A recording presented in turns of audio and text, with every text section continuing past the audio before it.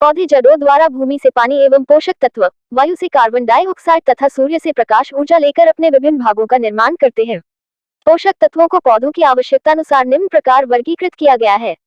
मुख्य पोषक तत्व नाइट्रोजन, फास्फोरस एवं पोटाश। गौण पोषक तत्व कैल्शियम, मैग्नीशियम एवं गंधक।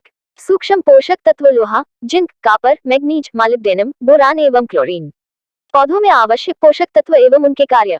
पौधों के सामान्य विकास एवं वृद्धि हेतु कुल 16 पोषक तत्वों की आवश्यकता होती है। इनमें से किसी एक पोषक तत्व की कमी होने पर पैदावार पर प्रतिकूल प्रभाव पड़ता है और भरपूर फसल नहीं मिलती। कार्बन, हाइड्रोजन व ऑक्सीजन को पौधे हवा एवं जल से प्राप्त करते हैं। नाइट्रोजन, फास्फोरस एवं पोटेशियम को पौधे मिट्टी से प्राप्त करते हैं। इनकी पौधों को काफी मात्रा में जरूरत रहती है। इन्हें प्रमुख पोषक तत्व कहते हैं। कैल्शियम, मैग्नीशियम एवं गंधक को पौधे कम मात्रा में ग्रहण करते हैं। इन्हें गौण अथवा द्वितीयक पोषक तत्व कहते हैं। लोहा, जस्ता, मैग्नीज, तांबा, बोरोन, मोलिब्डेनम और क्लोरीन तत्वों की पौधों को काफी मात्रा में आवश्यकता पड़ती है। इन्हें सूक्ष्म पोषक तत्व कहते हैं। पोषक तत्वों के कार्य। नाइट्रोजन सभी जीवित ऊतकों यानी जड़, तना, पत्ती की वृद्धि और विकास में सहायक है। क्लोरोफिल प्रोटोप्लाज्मा प्रोटीन और न्यूक्लिक अम्लों का एक महत्वपूर्ण अवयव है। पत्ती वाली सब्जियों और चारे की गुणवत्ता में सुधार करता है। फास्फोरस पौधों के वर्धनशील अग्रभाग, बीज और फलों के विकास हेतु आवश्यक है। पुष्प विकास में सहायक है। कोशिका विभाजन के लिए आवश्यक है। जड़ों के विकास में सहायक होता है।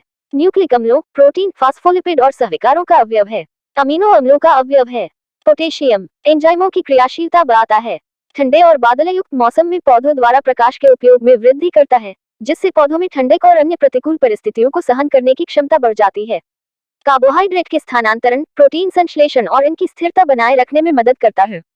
पौधों की रोग प्रतिरोधी क्षमता में वृद्धि होती है।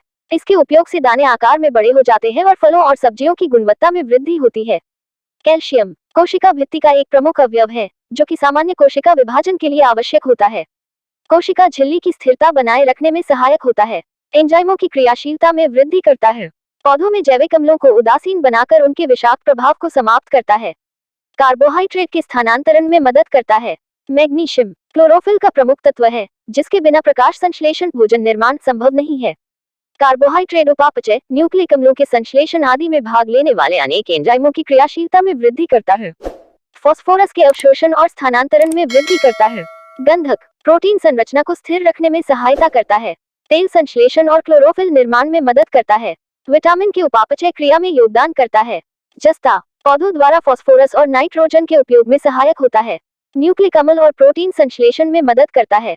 हार्मोनों के जैव संश्लेषण में योगदान करता है। अनेक प्रकार के खनिज एंजाइमों का आवश्यक अंग है। तांबा पौधों में विटामिन ए के निर्माण में वृद्धि करता है। अनेक एंजाइमों का घटक है। लोहा पौधों में क्लोरोफिल के संश्लेषण और रख रखाव के लिए आवश्यक होता है। न्यूक्लिक अम्ल के उपापचय में एक आवश्यक भूमिका निभाता है।